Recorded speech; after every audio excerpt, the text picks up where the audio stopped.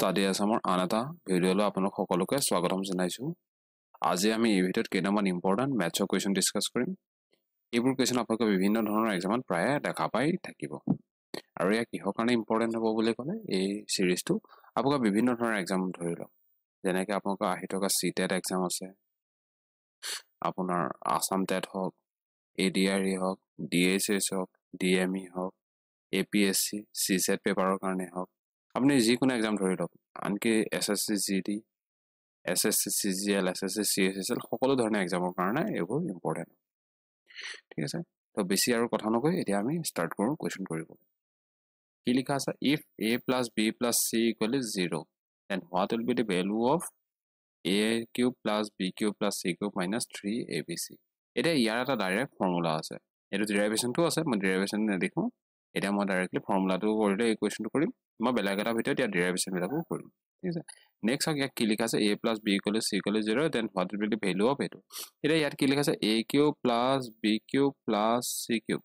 minus 3abc। ইয়াৰ directly ফৰ্মুলাটো কি হয় লিখিলে আপুনি এনেকৈ লিখিব a plus b plus c bracket a square plus b square plus c square minus ab minus bc minus ca। এইটো formula আপোনালোকে মুখস্থ কৰি থৈ দিব। এতিয়া ইয়াৰ এটোৰ ভ্যালু গোটেইটোৰ ভ্যালুটো সুধিছে, তো ইয়াত a plus b plus c year value কিমান আছে? 0। 0 লগত এফালে যিকোনো যিয়ে মাল্টিপ্লাই নাথাকক এই গোটেইখিনি সেম টু সেম মাল্টিপ্লাই থাকিব, তো মাল্টিপ্লাই থাকিলে উত্তৰটো কিমান হ'ব? 0। তো এনসাৰ 3। ঠিক আছে, এতিয়া আৰু দুটামান আপোনালোকে ফৰ্মুলা চাই লওক। a plus b কিউব আহিছে যে কিউবৰ ফৰ্মুলা এটা চাই লওক, যেনেকৈ আপোনাক ক'লে a plus b whole cube formula কিমান হ'ব? a cube plus b cube হ'ব। b কিউবটো প্ৰথমে নিলিখিব, এনেকৈ লিখিব, ইজি মেথড। a কিউব লিখিলে তাৰপিছত ইয়াৰে a টোৰ পৰা এটা কমাই দিওঁ, স্কুৱেৰ হৈ গ'ল। ইয়াত পাৱাৰ 3 থাকিব লাগে মেক্সিমাম, তো ইয়াত এটা b লগাই দিওঁ, a স্কুৱেৰ b। তো আগফালে মই কোএফিচিয়েণ্টটো লিখিম, সহগটো লিখিম বাৰু, তাৰপিছত আকৌ এটা এবাৰ আৰু এটা a ইয়াৰ পৰা কমাই দিওঁ, দুটাৰ পৰা আৰু এটা কমাই a আহি গ'ল, তাৰপিছত ইয়াত এটা বঢ়াই দিওঁ কিউব, a b স্কুৱেৰ হৈ গ'ল। এইটো আকৌ এটা কমাই দিলে নাইকিয়া হৈ যাব, আৰু বিটো এটা বঢ়াই দিওঁ b কিউব হ'ব। বাকী এইটো গোটেইটো প্লাছত আছে, তো এনচাৰটো এইখিনি গোটেইখিনি প্লাছত হ'ব। নেক্সট থাকিলে ইয়াৰ আকৌ সহকেইটা কিমান হ'ব? এইটো কি হ'ব? 3, ইয়াতো 3 হ'ব, বুজি পাব? তো এইটো আপোনালোকে মুখস্থ কৰি থৈ দিব। এতিয়া আমি যিকোনো ফৰ্মুলা ডেৰাইভ কৰাৰ কাৰণে এটা আপোনালোকৰ 3 মেথড আছে। এনেকৈ আপুনি 1 লিখিব প্ৰথমতে, ইয়াত আৰু 1 আৰু 1 লিখিব। নেক্সটত কি লিখিব? এই 1টো এফালে ট্ৰান্সফাৰ কৰক, এইটো তাত এড কৰি ইয়াত লিখক, এইটো ইয়াত লিখক। কোএফিচিয়েণ্টটো মই কেনেকৈ লিখোঁ মানে ইয়াৰ সহকেইটা কেনেকৈ লিখিছোঁ চাই লওক এবাৰ। নেক্সট এই 1টো এফালে ট্ৰান্সফাৰ কৰক, এই দুটা প্লাছ কৰি ইয়াত 3 হ'ব,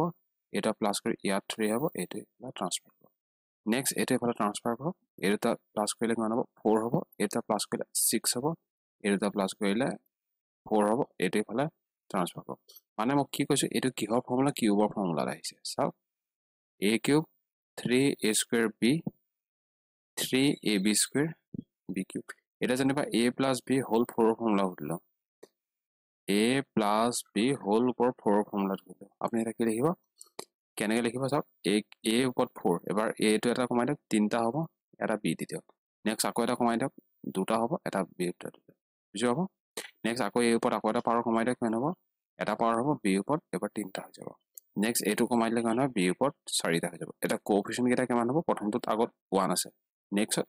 4, ইয়াত 6, নেক্সট আকৌ 4, তাৰপিছত ইয়াৰ আগত 1, নেক্সট ইয়াত গোটেইটো প্লাছ আছে, তো ইয়াত এনচাৰটো কিয় দিব? প্লাছত লিখিব, খতম হ'ব। যদি মাইনাছত সোধাহেঁতেন কি a minus b whole cube formula সোধাহেঁতেন, চেম টু চেম লিখিব এইখিনি। মই ফৰ্মুলা ডেৰাইভটো কেনেকৈ কৰি আছোঁ এইটো দেখাইছোঁ, হ'ব। এইখিনি চেম টু চেম লিখিলোঁ, কিন্তু এই চিহ্নকেইটা কেনেকুৱা হ'ব আপুনি চাই লওক। চিহ্নকেইটা মই ইয়াত বদলি হ'ব,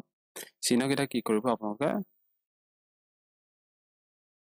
চিহ্নকেইটাৰ কাৰণে কি কৰিব আপোনালোকে? ইয়াত a আগত প্লাছ আছে না, এনেকৈ a আগত প্লাছ মাইনাছ প্লাছ হ'ব। আপোনালোকক যদি মই সুধিলোহেঁতেন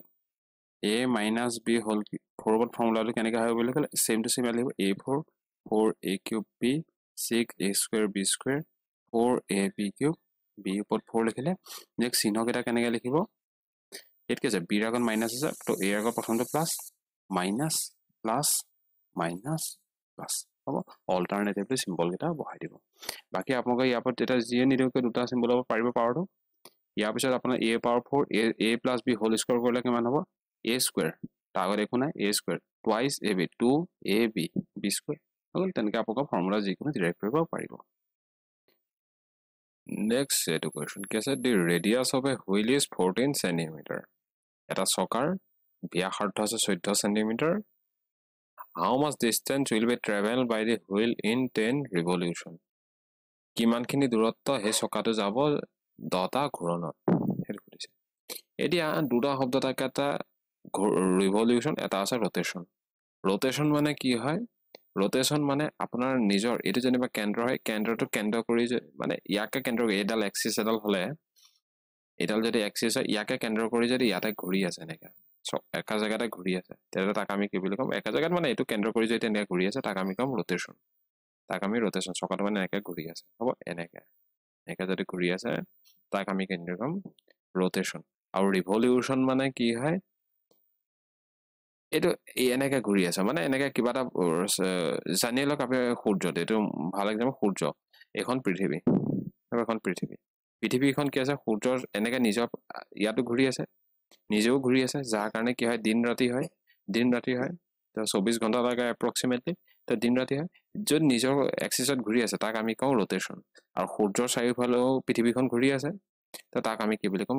ৰিভলিউশন এনেকেও ঘূৰি আছে হয় এনেকেও ঘূৰি আছে তাক আমি কম ৰিভলিউশন ইয়াত এপ্ৰক্সিমেটলি 365 দিন লাগে আৰু নিজৰ কক্ষপথত ঘূৰি থকাটোক আমি কি বুলি কওঁ হেতু ৰোটেশন তাত আমাৰ এপ্ৰক্সিমেটলি 24 ঘণ্টা লাগে আৰু নিজৰ কক্ষপথত ঘূৰি থকাৰ কাৰণে কি হয় বুলি কলো দিন ৰাতি হয় আৰু এনেকা সূৰ্যৰ চাৰিওফালে ঘূৰি থকাৰ কাৰণে তাত আমাৰ কি হয় যে মানে এই সিজন বিলাক আহে ঠাণ্ডা গৰম এইবিলাক সিজন বিলাক আহে হ'ব এটা নেক্সট এই কোৱেশ্চনটো কি কৰিছে এটো চাও কি কৈছে কিমানখিনি ডিসটেন্স যাব যদি 10টা ৰিভলিউশন এটা ৰিভলিউশনে কিমান ডিসটেন্স যায় হেতু জানিব প্ৰথমতে এটা ৰিভলিউশনে কিমানখিনি ডিসটেন্স যায় এটা ৰিভলিউশন বুলি ক'লে এটা ৰিভলিউশন মানে এপাক ঘূৰিলে কেনেকৈ যাব এনেকৈ গৈছে যে এনেকৈ গৈছে তো এইখিনি যদি আৰম্ভণি হৈছে এইটো বিন্দু যদি আৰম্ভণি হৈছে এপাক ঘূৰি লৈ যেতিয়া ইমানখিনি দূৰত্ব গ'ল তো কিমানখিনি যাবগে এইটো চকাটো এনেকৈ ঘূৰিব মানে এইটো চকা এনেকৈ গৈ লৈ এনেকৈ আগলৈ যদি যায় এটো ইয়াত আহি পাই গ'ল সাপোজ ইয়াত আহি পাই গ'ল ইমানখিনি দূৰত্ব গতে এইখিনি পে এইখিনি কিমানখিনি দূৰত্ব গ'লগে বুলি ক'লে কিমানখিনি দূৰত্ব যাব এই চকাটো যিমাৰ ইয়াৰ পৰিধি আছে মানে সাৰকামফাৰেন্স আছে যিমানখিনি পৰিধি অসমীয়াত ক'ব পৰিধি ইংৰাজীত ক'ব সাৰকামফাৰেন্স যিমানখিনি সাৰকামফাৰেন্স আছে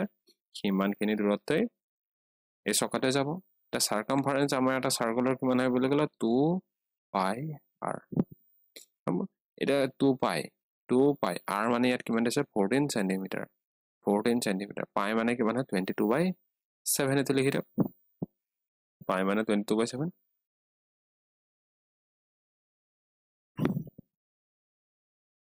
পাই মানে 22/7 তো কিমান হ'ব ৰেডি মানে পৰিধি কিমানখিনি এপাক ঘূৰিলে মানে এপাক ঘূৰিলে ইমানটো গৈছে তো এপাক ঘূৰিলে কিমান 7 দুগুণ 14 2 দুগুণ 4 এটো কিমান 88 কিলোমিটাৰ বা এটো কি সেন্টিমিটাৰ 88 মিটাৰ যাব 88 মিটাৰ যাব আমাৰ কি আছে এটা ৰিভলিউশন এটা 10 বাৰ যদি ঘূৰিছে চকাটো এনেকৈ 10 বাৰ গৈছে এবাৰ ইমান দূৰ গ'ল সেকেন্ড বাৰ আকৌ যাব যেনে প্ৰথমবাৰ ইয়াৰ পৰা এইখিনি জানিবা পালেগে এইখিনি হল 88 কিলোমিটাৰ এটো কি আছে ফাৰ্স্ট ৰিভলিউশন সেকেন্ড ৰিভলিউশন আকৌ ইয়াত পাব এই চকাটো ইয়াত আকৌ কিমান এগেইন ডিসটেন্স কিমান 88 সেন্টিমিটাৰ হ'ব এটো সেকেন্ড ৰিভলিউশন তেনেকৈ কেটা ৰিভলিউশন আছে 10টা ৰিভলিউশন এটাকে টোটাল কিমানখিনি ডিসটেন্স কভাৰ কৰে টোটাল মানে কিমান ডিসটেন্স বা টোটাল দূৰত্ব কিমান ট্ৰেভেল কৰিব বুলি ক'লে distance d equal to 10 into 88 centimeter তো কিমান 880 centimeter so option number b is the correct answer কৰিব পাৰিব next এটো question if 20% of p is added to 40% of q then the resultant come as 80% of q p is what percentage of q কৈছে 20% যদি আমি p লওঁ 20% যদি আমি p লওঁ তাক যদি 40% কিউৰ লগত আমি যোগ কৰো যেটো ৰিজাল্ট ওলাব হেতু কি হয় কিউৰ 80% হয় কিহৰ কিউৰ হয় তেন্তে কৈছে পি কিউৰ কিমান পাৰ্সেন্টেজ এটো ভ্যালু আমাক কৈছে এটো কোৱেশ্চন মানে কোৱেশ্চনটো এটো কৈছে এটো উলিয়াবলৈ কৈছে হ'ব এটো কেনেকৈ হলাম 20% পি 20% পি মানে আপুনি কেনেকৈ লিখিব পাৰে আৰু এনেকৈ লিখিলো 20% পি 40% কিউ টি ইফালে লৈ গুচি গ'লে কিমান হ'ব 80% কিউ মাইনাছ 40% অফ কিউ আপুনি পাৰ্চেণ্টেজটো 1/100 লিখিব পাৰে ঠিক আছে 1/100 তেতিয়া কি হ'ব মই লিখিয়ে দিছোঁ ভালকৈ কৰি দিছোঁ 80% বা 40% গুচি গ'লে থাকিব কাৰণ 40% কিউ থাকিব এতিয়া পাৰ্চেণ্টেজ মানে কিমান হয় ইয়াত 100 লিখিলে ইয়াত কিমান হ'ল 100 এতিয়া এইটো 100 এইটো 100 কেঞ্চেল দিব এইটো কাৰণে আমি কি কৰিলোঁ পাৰ্চেণ্টেজ কেঞ্চেল কৰি দিওঁ বুজি পালে পাৰ্চেণ্টেজৰ কেঞ্চেল কৰি দিওঁ তো কিমান হৈ গ'ল 20 p equal to 40 q এটা হৈ গ'ল এতিয়া আপোনাক কাটি দিওঁ p divided by q p মানে 20 পূৰণ হৈছে q মানে 40 হৈ গ'ল 2 ৰে হৈ গ'ল সেইকাৰণে 20 divided by 1 মানে p যদি 2 হয় q কিমান হ'ব 1 হ'ব সেইটো কথা হৈছে p যদি 2 হয় q 1 হ'ব এটা পাৰ্চেন্টেজ লেভেললৈ গ'লে এটাকে কি হ'ব p যদি 2 হয় q 1 হ'ব তাৰ 100% লৈ লওঁ তো কাটাকাটি কৰিব নোৱাৰি এটা তলত 1 আছে 200% option number B is the correct answer next question কি আছে 2/5 of mark price is equal to 5/8 of selling price what will be the discount percentage এটা mark price মানে কি হয় আপুনি কিবা এটা বস্তু কিনিলে এটো কিনা দাম কষ্ট প্ৰাইস বুলি কয় তাৰ পৰা কিবা এটা বস্তু আপুনি বঢ়াই থৈছে দামটো বঢ়াই তাক আমি কি বুলি কম মাৰ্ক প্ৰাইস মাৰ্কেট প্ৰাইস বা মাৰ্ক প্ৰাইস হ'ব যেটা কিবা এটা বস্তু বেছিম যেটো সেল প্ৰাইস আহিব সেল কৰিলে মানে এটো কিনা দাম এটো বেচা দাম এটো কব চিহ্নিত মূল্য বুলি কব চাগে যেন এটো মাৰ্ক প্ৰাইস এতিয়া কষ্ট প্ৰাইস হ'ব মানে কিনা দাম পৰা যিমানখিনি দামত আপুনি বেছে সেইখিনিক আমি কি হ'ব হয়তো লাভ হ'ব লাভ হলে আমি কি বুলি কম প্ৰফিট হৈছে বুলি কম আৰু লোকসান আমি লছ বুলি কম তেনেকে মাৰ্ক প্ৰাইসত বা সদায় আমি বস্তুটো কি কৰো কমাই বেচো মানে ডিসকাউন্ট দিওঁ তাক আমি কি বুলি কম ডিসকাউন্ট পাৰ্চেন্টেজ মানে পাৰ্চেন্ট আৰু প্ৰফিট আৰু এটো কি হয় দিলে সদায় পাৰ্চেন্টেজ দিলে প্ৰফিট আৰু লছ সদায় আমি কিহৰ ওপৰত লওঁ প্ৰফিট হল আমি কিহৰ ওপৰত লওঁ কষ্ট প্ৰাইসৰ ওপৰত কৰিছো তো কষ্ট প্ৰাইসৰ ওপৰত এড কৰি লৈছে তো প্ৰফিট হলো কষ্ট প্ৰাইসত কৰো লছ হলো আমি কিহত কৰো কষ্ট প্ৰাইসত কৰো খালি চিহ্নটো আগত ইয়াত প্ৰফিট হলে প্লাস দিম লছ হলে মাইনাস হ'ব হ'ব আৰু ডিসকাউন্ট পাৰ্চেন্টেজ সদায় কি হয় লিখো মাইনাসত ডিসকাউন্টৰ সদায় কিহত লিও বুলি ক'লে ডিসকাউন্ট পাৰ্চেন্টেজটো আমি সদায় কিহত লিও বুলি ক'লে প্ৰফিট পাৰ্চেন্ট হ'ব আৰু ডিসকাউন্ট পাৰ্চেন্টটো সদায় কিহত লিও বুলি ক'লে আমি মাৰ্ক প্ৰাইসত আৰু ডিসকাউন্ট সদায় কিহত লিখো মাইনাসত হ'ব আৰু অকমান আমি ইয়াৰ ভিতৰত অকমান ডিটেইলছত চাই লওঁ সাপোজ আপোনাৰ কোনোবা এটা বস্তু আছে 100 টকা মই কিনা দাম মই কোন ডিসকাউন্ট পাৰ্চেন্টেজটো কি হয় এটা দেখাই আছে ঠিক আছে কোৱেশ্চনটো হৈ যাব পটককে সাপোজ কোনো এটা বস্তু আছে 100 টকা আপুনি কি কৰিলে বস্তুটো বজাৰত লিখা আছে কিমান টকাকে 125 টকা দামটো বঢ়াই থৈ দিয়া আছে এতিয়া সেই বস্তুটো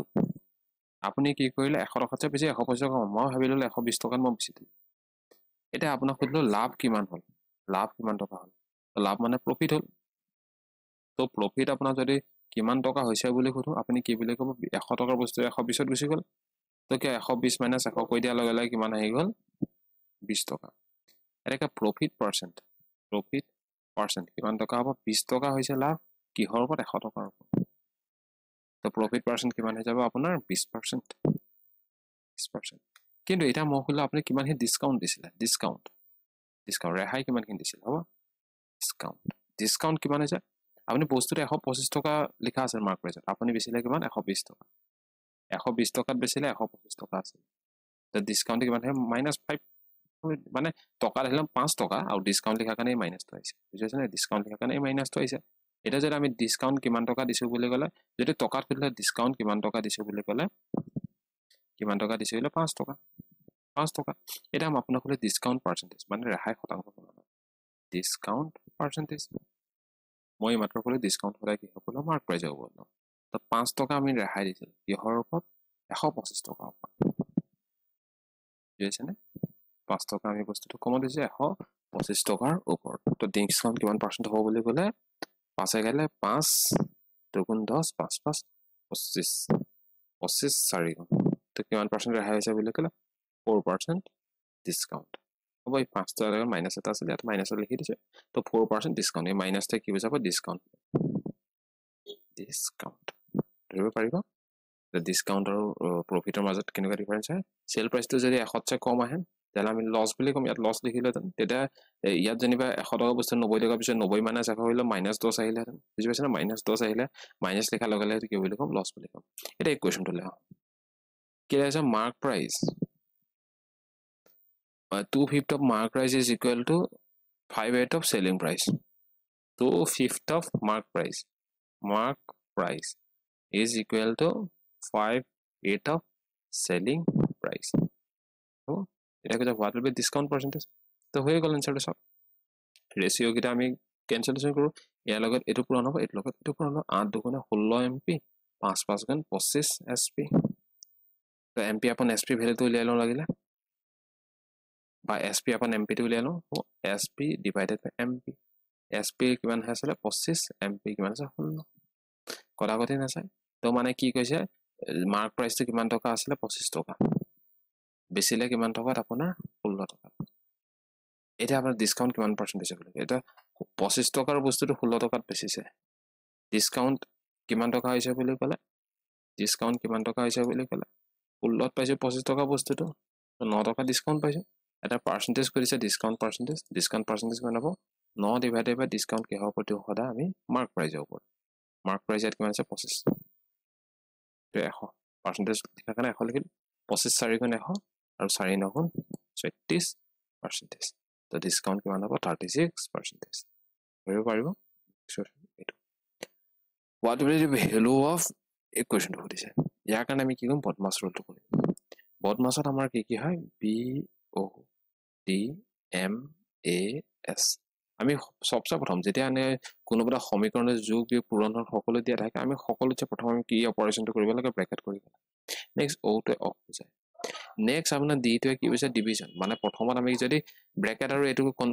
কামখিনি ফিনিশ হৈ গ'ল তাৰ পিছত আমি কি কৰিম হৰণ থাকিলে হৰণ কৰিব লাগে m মানে মাল্টিপ্লিকেশন তাৰ পিছত আমি পূৰণ কৰিব লাগে প্লাস মানে এডিশন মানে প্ৰথমতে হৰণ কৰিলে তাৰ পিছত যোগ পূৰণ কৰিলে তাৰ পিছত যোগ কৰি লাষ্টত আমি বিয়োগ কৰিম এটা আমাৰ অপাৰেচন আমি কোনটোৰ পৰা প্ৰিসিডিং অৰ্ডাৰ বুলি ক'ব পাৰি কোনটো আমি প্ৰথমত কৰিব লাগে ঠিক আছে যদি যোগ বিয়োগ পূৰণ হল ব্ৰেকেট সব ব্লক থাকে এটা এই কোৱেশ্চনটো আমাৰ কেনেকৈ আছে এটা সব এই কৰি আছে এটা হা এতিয়া এটো কোৱেশ্চন কি লিখা আছে 2/5 হৰণ এটো এটা এই হৰণ থাকিলে এটো বস্তু এটা চাই লওক আৰু এটা বস্তু যেনিবা আপোনাৰ A divided by B আছে C divided by D আছে আপুনি কি কৰিব ওপৰৰ যেটো আছে সেটো সেম টু সেম লিখি দেব এই মাজৰ হৰণ চিহ্ন এইডাল হৰণ চিহ্ন কি কৰে পূৰণলৈ কনভাৰ্ট কৰিবা আৰু ইয়াত যেটো নিউমাৰেটৰ আছে এটো ডিনোমিনেটৰ বনাই দেব যেটো ডিনোমিনেটৰ আছে এটো নিউমাৰেটৰ বনা মানে কি কৈছে অসমত কয় যেটো লব আছে হেতু হৰ বনাই দেব যেটো হৰ আছে এটো লব এটো কথা এটা ইয়াত কি আছে নিউমাৰেটৰ মানে আছে C টো আমি ডিনোমিনেটৰ লৈ গলো আৰু যেটো ডিনোমিনেটৰ আছে এটো নিউমাৰেটৰ লৈ গলো মানে হৰণ চিহ্ন আমি উল্টাই এটা এটো কোৱেশ্চন আছে 5 2 আছে এই হৰণ চিহ্ন আমি পূৰণলৈ কনভাৰ্ট নিউমাৰেটৰ ডিনোমিনেটৰ লৈ যাম তো 5 অকন এটো হৈ যাব কাটি নি দিব এনেকা এটো নকৰিব আকৌ ঠিক আছে নেক্সট এটো পূৰণ আছে পূৰণটো লিখি দিয়া 1/5 next মাজত মাইনাস আছে মাইনাস 1/5 এটো নিউমাৰেটৰ ডিনোমিনেটৰ নিউমাৰেটৰ হৰণ চিহ্ন পূৰণলৈ কনভাৰ্ট কৰিলে 5 টো ওপৰ যাব 3 টো তললৈ যাব বাকি এটো এনেকৈ আছে হ'ব এনেকৈ কাটি নি দিব মানে এটো কৈছো আৰু ওপৰখিনি সলভ কৰিলা তাৰপিছত তলৰখিনি কৰিলো তলৰখিনি চাম বাৰু এফালে তলৰখিনি চাম হ'ব এই ওপৰৰ পোৰচনটো মই এখিনি কৰিছো ওপৰখিনি জানিবা সাপোজ A বুলি লিখি দিছো তো ওপৰৰ পোৰচনটো প্ৰথম কৰিছো হ'ব এটা কিমান হ'ব বুলি ক'লে 2 2 4 এটো 5 কেনসেল যাব ওপৰত 5 থাকিলে তলত 4 থাকিব 5 অকন 4 মাইনাস ইয়াৰ এটো 5 কেনসেল গুছি গ'ল ওপৰত কেনে 5 থাকিব তলত 6 থাকিব 5 অকন 6 এটা এটো আমি লসাগু ল'ব লাগে 6 আৰু 4 মাসে লসাগু মানে কি এনেকুৱা এটা সংখ্যা একেবাৰে সবচে সৰু সংখ্যা এলচিএম মানে লোয়েষ্ট নাম্বাৰ যেটো নাম্বাৰ 4 ৰ হৰণ যায় 6 ৰ তো 4 ৰে 4 গুণ 16 6 ৰে গলে 6 গুণ 12 6 4 গুণ 24 4 গুণ 24 তো দুইটা সংখ্যাৰ এলচিএম কিমান হ'ব 24 হ'ব মানে 24ক 4 ৰ হৰণ যাব 6 ৰ হৰণ যাব তো 4 ৰে 6 গুণ 24 হয় তো 6 গুণ 24 6 লগত 5 পূৰণ কৰিলে 6 5 30 6 লগত 4 পূৰণ কৰিলে 24 4 লগত এই কি বিলে 5 পূৰণ কৰিলে 20 নেক্সট হলে 10 এটো হ'ব এই কটাকটি কৰিলে কিমান হ'ব 5 2 ৰে গলে 2 5 গুণ 2 ৰে গলে 2 12 24 5 অকন 12 নেক্সট এই পোৰচনটো মই বি বুলি লিখিছো এটা এইটো পোৰচন মই ক্যালকুলেশনটো অকন স্পিডত কৰো চাক এইটো হৰণ আছে হৰণটো 2/5 এটো পূৰণ কৰিলো 5/1 -1/2 5/2 4/25 প্লাস 0 পাইছেনে কি কৰি আছো 5/2 পূৰণ 1/5 এটা জি কেনসেল কৰিব পাৰি এটো কেনসেল যাব নেক্সট আছে 5 গেলে 5 5 25 2 গেলে দুবাৰ এটো হৈ গ'ল তাৰপিছত এইটো 5 কেনসেল কৰে ইয়াত থাকিলে অকল 2 এফাল থাকিলে কেৱল 2 ওপৰত থাকিলে তলত 5 2 গুণন 10 এটো কিমান থাকিব 1 ওপৰত থাকিব তলত 4 থাকিলে 2 2 গুণ 4 এতিয়া মই এলজিএম টো আপোনাৰ এনেকা কৰো এটো চাওক ইয়াৰ লৈ লিখনা মানে 1 আছে 10 আৰু 1 ৰ মাজত 10 হ'ব 1 ৰে 10 10 বাৰ যাব 10 গুণে 20 10 ৰে 1 10 বাৰ যাব 2 গুণে 2 এটো ওপৰত কোন 18 আপন 10 যোগ 1 আপন 4 2 ৰে গেলে 2 9 গুণ 2 ৰে গেলে 2 5 গুণ 9 5 যোগ 1 বাই 4 ক্যালকুলেশন কৰক এটো ইফালে তো 5 আৰু 4 5 আৰু 4 লহক মানে 20 হ'ব 5 আৰু 20 ক কেবাৰ যাব 4 বাৰ 4 9 গুণে 36 4 ৰে 5 ক 5 বাৰ হ'ব 5 গুণে 5 তো কেন 41 আপন 20 হ'ব এটাকে ইয়াত আছে a তলত আছে b a divided by b এইখিনি কৰি আছো ক্যালকুলেট পয়েন্ট তো a কিমান 5 আপন 12 b কিমান 41 আপন 20 এটা আকৌ আগৰ নিচিনা লগটো হৰ কৰি হৰটো লগ কৰি এটা হৈ গ'ল 2 ৰে কাটলে 2 6 গুণ 12 2 ৰে কাটলে 2 গুণ 20 হ'ব নেক্সট 2 ৰে 2 5 গুণ 2 ৰে 2 3 গুণ তো ওপৰত কেন 5 আৰু 5 5 5 ওপৰত 25 হ'ব আৰু তলত কিমান হ'ব 41 লগত 3 গলে 3 4 গুণ 12 তো অপশন আছে option number 4 is the correct answer হ'ব ক্যালকুলেশনটো ধৰিব পাৰিব হ'ব এইখিনি মন ৰাখি থৈ দিব এইটো স্পৰ্টছন মন ৰাখি থৈ দিব